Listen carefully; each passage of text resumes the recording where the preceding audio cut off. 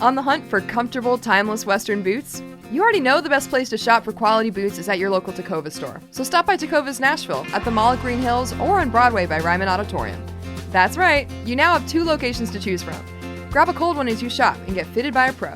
Tecovas Nashville is at your service, and you can find your perfectly fitted dream boots with the help of their expert staff.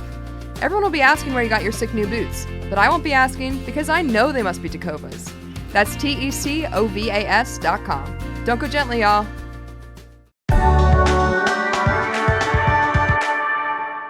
Today on CityCast Nashville, we're celebrating Hispanic Heritage Month, and we've got Martha Silva and Tara Lentz, the co-executive directors of Conexión Americas. That's a local community-based organization whose mission is to build a welcoming community and create opportunities where Latino families can belong, contribute, and succeed.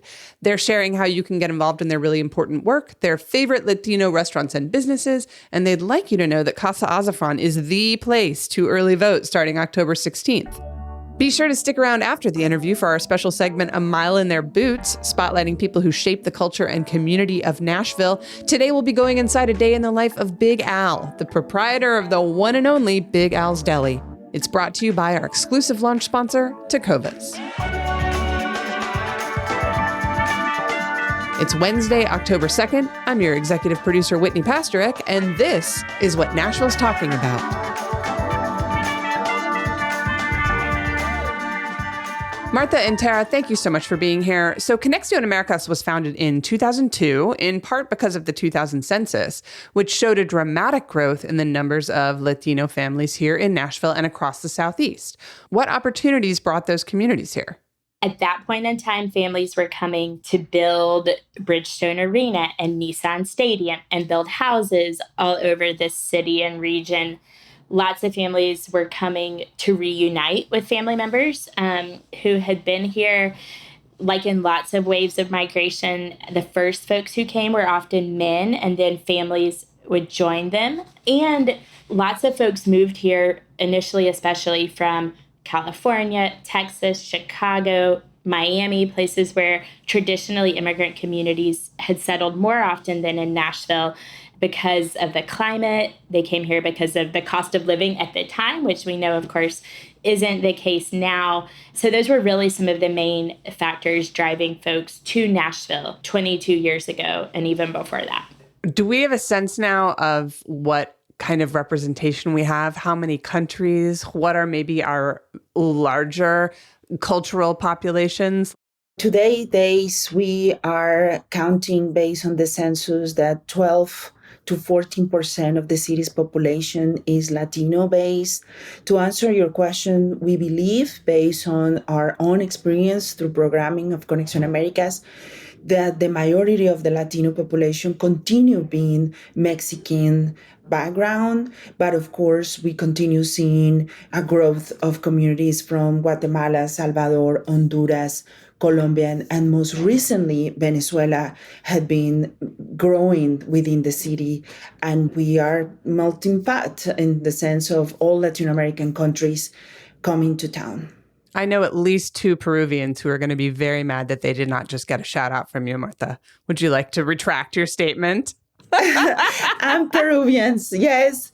Peruvians, Argentinians. We have a lot of people from Central America and South America. But again, we continue seeing a robust presence of Mexicans and most recently Venezuelans. So what are some amazing things that are in Nashville that we wouldn't have without those diasporas here? What are examples of ways in which the community that we've all grown to love has already been enriched by the presence of different cultures?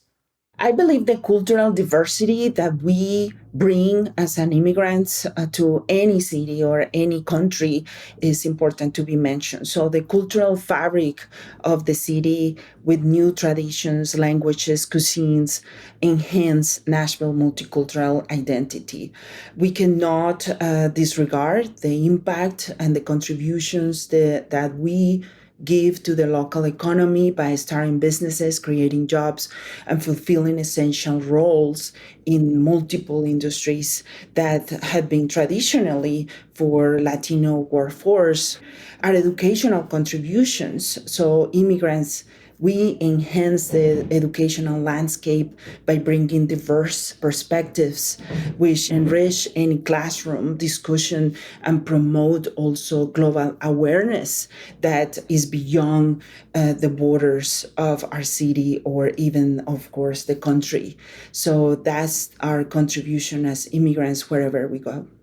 I think a lot of people in Nashville sometimes fall into the trap of thinking, okay, Latino culture, Plaza Mariachi. And that's where it stops, which is a great place. But what are some places you think folks should explore beyond that? We always love to encourage people to visit Mesa Kamal Cafe, which is on the campus of Belmont, right? It's a part of our social enterprise mission. It's a way that, as you know, Whitney, our organization has focused for a long time on working with small businesses, especially food businesses, incubating folks. And so for the past couple of years, we've partnered with Belmont to have a storefront. This year, there's a food entrepreneur named Camilo. He's Colombian, and he has a Latin street food restaurant called Nativo right on Belmont Boulevard. And so I think that's also a piece of our family's story, is that, and this is a change, right, over the past couple of decades, that our families are everywhere, right? Like definitely not just Southeast Nashville, not just Nolensville Pike, not just Madison, but really all over the city. So the food at Nativo is delicious. That's one place that I would definitely recommend. Another place that became a landmark, of course, of Nashville when we, Conexión Americas, opened it up was Casa Safran. So Casa Safran is a community center on Nolensville Pike, not so far from the Nashville Zoo and from Plaza Mariachi, that serves everybody in Nashville. And we have it not only to provide services, but also to welcome the community, to create awareness of the multicultural diversity of our city. We have an art gallery at our center.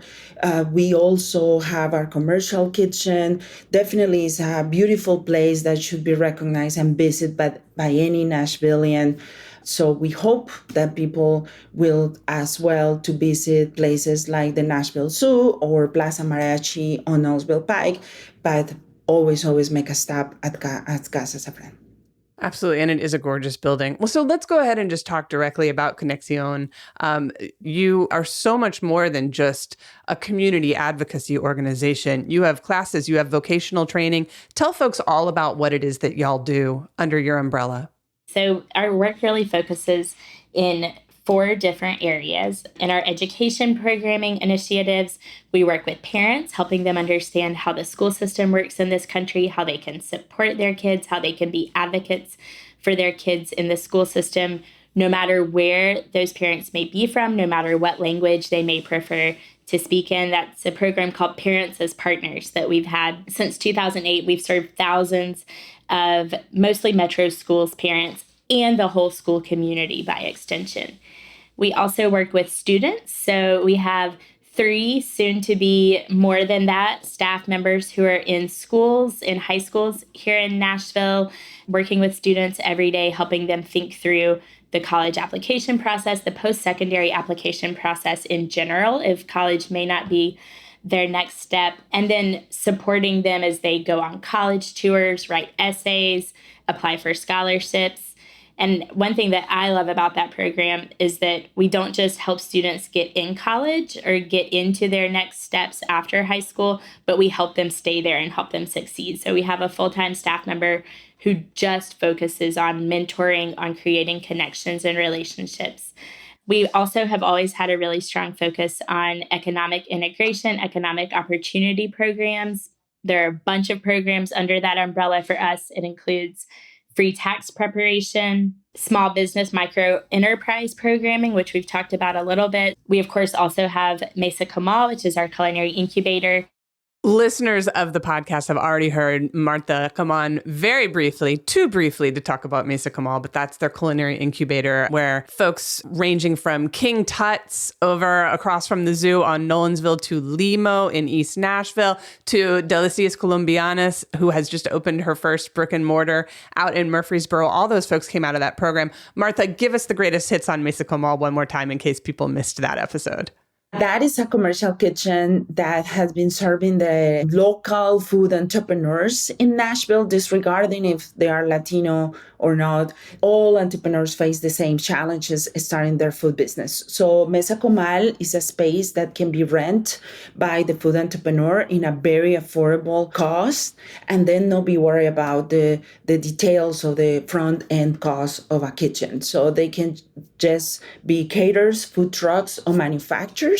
We have been over the past 10 years incubating, as you mentioned, many remarkable restaurants and entrepreneurs around the city. And we hope, of course, that many, many, many more can come through our doors and fulfills their entrepreneurial spirit and dreams through culinary arts.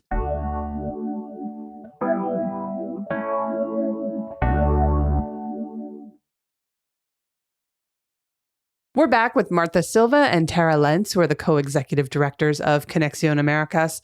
What are ways that people could get involved or volunteer with Conexión? And is that something we can do even if we don't speak Spanish? Absolutely. And it really ranges, right? We have folks who volunteer with us to teach English classes, which you don't need to speak Spanish, of course, to do that. We have one-time volunteer opportunities. We always welcome volunteers to help us set up for events, take down for events. We just hosted the Latin Party, which is one of our largest fundraisers celebrating our community with great food, dancing. That was held at the Nashville Farmers Market. And then we also always love welcoming volunteers to share their stories, whether that's participating in a college panel with our high school students or mentoring small business owners and sharing with them, or participating in our workforce development program. We had a job panel here last night for job seekers who are really just looking to learn more about industries, how they can use their experiences and skills from back home now that they're here in Nashville and wanting to find out what opportunities exist. And I know a question a lot of my friends have is if we want to brush up on our Spanish, if we want to improve on our 7th grade Spanish, speaking personally, what are some places y'all would recommend? Does Conexión have lessons for English speakers as well? Or can you send us to other community groups who might be able to help us out? We always refer people to other resources around the city. We are not necessarily focused on that type of programming. However, we have a pop-up program here and there that is called Conversemos, which is part of our ESL program, which is when we connect people to engage and practice both languages. I would say, too, just like when you volunteer at one of our events, even if you don't need to speak a high level of Spanish, for the most part, it's still a great chance to practice Spanish. I didn't grow up speaking Spanish. I learned it in school.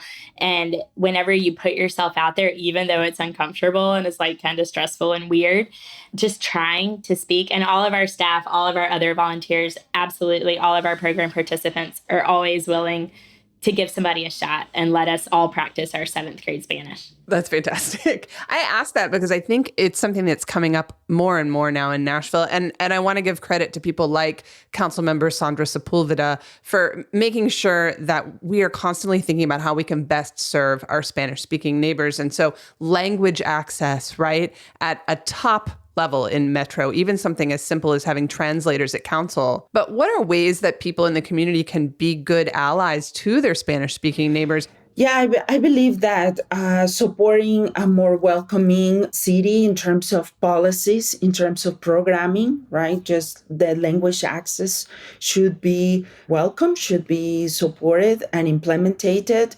Understanding that families that are calling Nashville home today need to have access to resources in an easy way, in a practical way, and there is no other way better to do so than do it through their native language. The other ways are, of course, to be open-minded, to be understanding that cultures have different ways to do certain things, and then we need to all to integrate. We all need to collaborate with each other. We need to support local immigrant, diverse businesses, and there is no other way to move all us forward to a more positive city by understanding and learning from each other. Our producer Marie went to the Nashville Film Festival opening night party recently, and she noticed that at the Parthenon, there are now little informational plaques in English and in Spanish. And that got us thinking, too, about, Nashville is a tourism town. Are we seeing increased tourism from Spanish-speaking countries? I believe so, right? It's hard to tell when we are very focused on programming and serving the Latino community, but I believe that what Nashville offers, the music scene and the more diverse environment that is offering, Latino tourism will be increasing as well. So we are very, very focused on our programming here, Southeast Nashville, not necessarily at downtown Nashville. But I want to believe that, right? That what the attraction is offering, it continue attracting Latinos.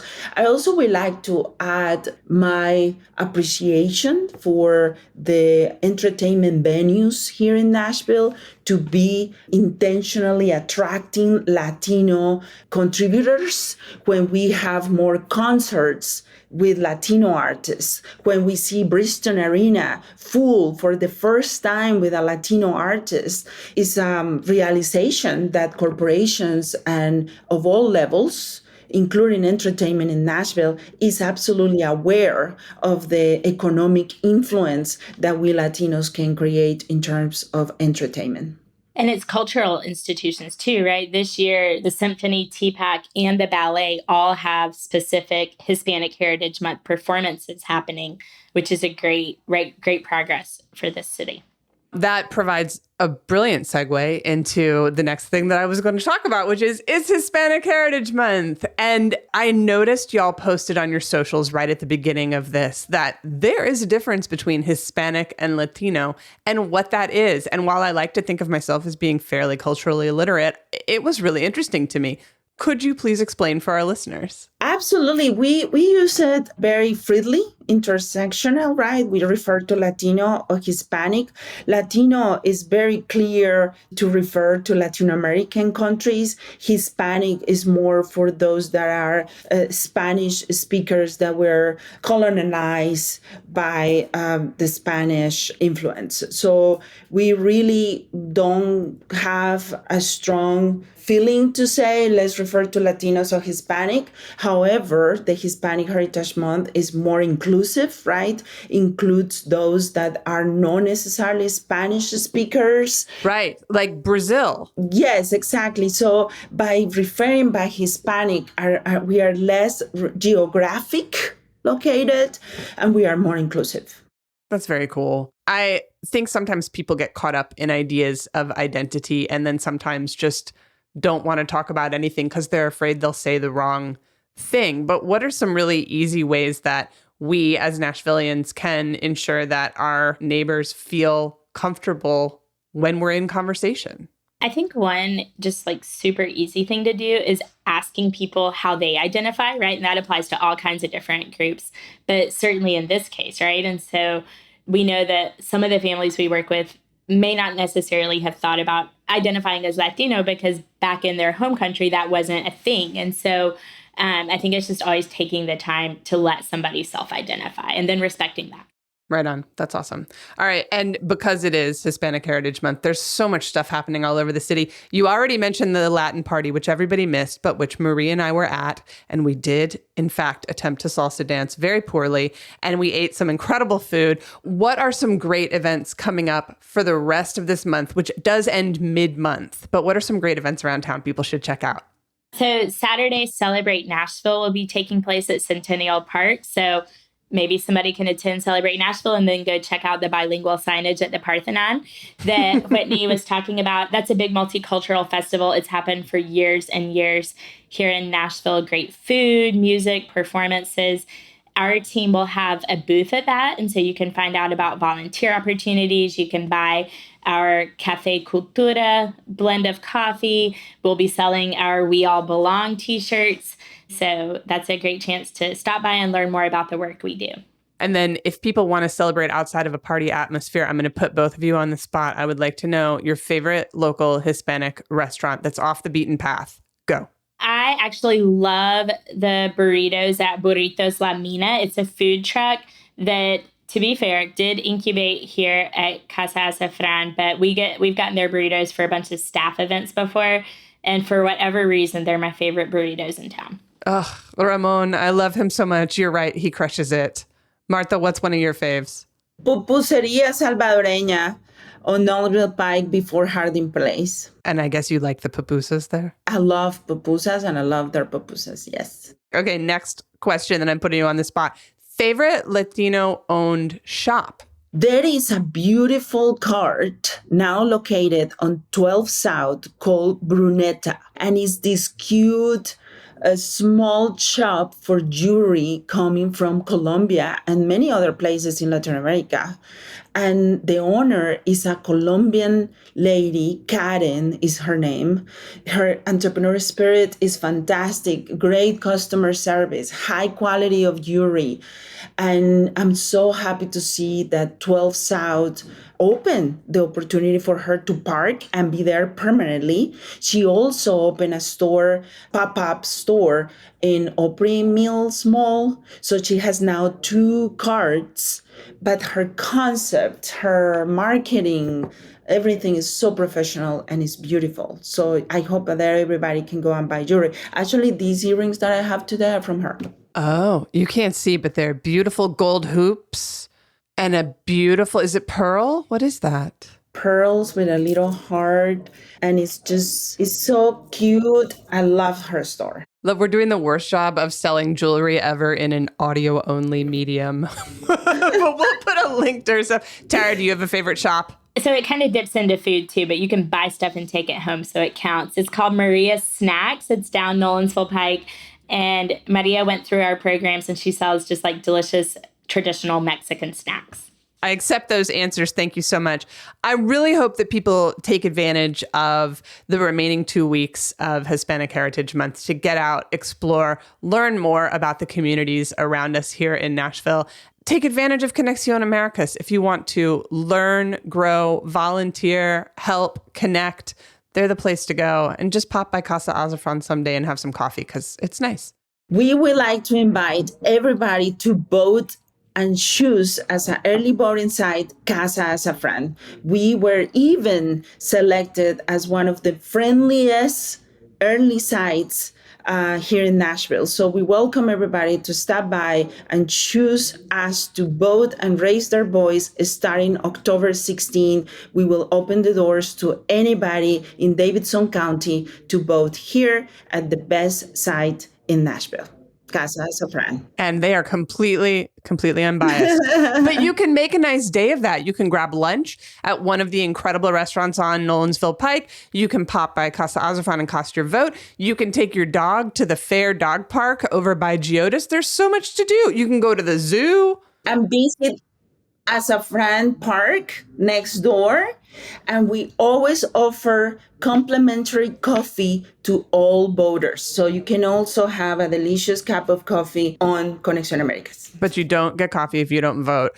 Martha and Tara, thank you so much. Thank you for everything you do for the city. I just am thrilled that we are lucky enough to have you here. So we hope you'll come back and talk to us about whatever's going on in the future. Thank you. Thank you, Whitney, for the invitation to CityCast Nashville, and I appreciate you as well. Take care. Hey, y'all, don't go anywhere. In just a second, I'll be walking a mile in the boots of Big Al. Yes, that Big Al, the one who owns Big Al's Deli, the best breakfast in town, sponsored by Tacovas. Hey, y'all, it's CityCast Nashville executive producer Whitney Pasterek, and I am sitting inside Big Al's Deli with the one and only Big Al. Al Anderson from Big Al's Deli. How are you, sir? I'm well. It's very nice to see you again. It's wonderful to see you, my friend. We first worked together when I was doing some World Central Kitchen work here in Nashville during the pandemic, and Al was a huge part of that, making meals for people who were food insecure during the height of COVID. But Al, I want to talk about your actual business. How long have you been here in this house in Salem Town? I've been here for 11 years. And can you just kind of describe where we're sitting? We're sitting in a house that's about 140 years old, 1828 4th Avenue North in Salem Town, right through Germantown. So it's been around for a long time. I make Southern food, but breakfast and lunch, and then I cater. So it's Southern food with a twist. It's not soul food, it's Southern food. What's your speciality? Speciality. Right now, what's trending? Shrimp and grits. Yes. Fried catfish. Fried chicken, not hot chicken, fried chicken. Yes, sir. Staples that will never leave the menu, chipotle raspberry chicken and jalapeno orange marmalade chicken. Also burgers. So I have 16 chairs, and it's everybody's family here. It's a tight fit, and we all just enjoy ourselves. A lot of people say it's like going to grandma's house. We are here to walk a mile in your boots. And I want to hear a little bit about what a day in the life of Big Al at Big Al's Deli is like. You get up at what time, and what do you do? I get up at 4 a.m. on an average. Sometimes I get up at 2, depending on if I have a breakfast catering, but usually 4 a.m. I walk in, turn off the alarm, turn the lights on, and then I immediately start prepping, getting biscuits made. We're talking about at least 100 biscuits every day. I get the hash brown started, bacon started. Not bacon, my son does the bacon, I do sausage. Then we get ready to open up at 8 o'clock in the morning for breakfast. What time do people start lining up outside? On Saturday, we open at 9. I usually have 30 people at the door. How does your food and the existence of this 140-year-old house that's been converted into a deli help shape the culture and community of Nashville? Big Al Deli is true Nashville. It's a mom and pop's small business. It's just down-home cooking that you're going to get at home. As I said before, the people say it's like grandma's house. When you go visit grandma, great-grandma, or your uncles and aunts, this is the type of food you're going to get. This is just regular, basic food that doesn't go out of style. It's going to be here to the end of time. So I just stay in my lane. I do what I do. I have the best customers in the world. The best customers in Nashville, the best customers in the world. When you come here, you're going to interact not only with me or my son or whomever. You're going to interact with other customers. You're going to find out that, hey, this is a small world. We have a lot of things in common. There's nothing to have one table from Florida in here and then another table from Wisconsin, but all of a sudden their parents grew up in Florida. And all of a sudden, hey, we know some of the same people. We've been some of the same places. So it's just good to have conversation. When you come to Big Al Deli, you come here for a reason, and I am blessed and happy that you're here. So I want to talk to you. I want to get to know you because this is not a one-time deal. I look at every customer that comes to this door as a relationship, that we're building on a relationship, and that when you come back, I hope to God I remember your name and your kids' names and everything else. And I remember what people eat, what you had last time. I remember it. CityCast Nashville is not just about news. It's also about giving people great recommendations for what to enjoy around Nashville. So when you are done, when you've closed up Big Al's Deli and you want to go relax and have a bite of somebody else's food, where do you love to go? This is funny because my wife is a great, fantastic cook. Cooks better than 70% of the chefs here in Nashville, but not better than me. And we only go places that we can't cook the food or we won't cook the food. So we both love sushi.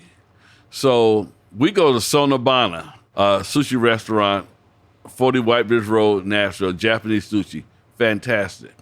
We will go to Lyra on West Eastland, Mediterranean food. Fantastic food. Also, both of these restaurants, I'm going to bleed you dry out of your wallet. And that's one thing that I don't want to do. I don't want to bleed you dry out of your wallet. So I don't want to overcharge you. Neither of these two restaurants overcharge us. I love it. Big Al's Deli is open Tuesday through Saturday for breakfast and lunch. Get here early, get in line. You can find out more at bigalsdeli.com. Big Al, it's an honor to be here with you. I love you. I love your food. Thanks for listening, everybody. I love you more. Thank you.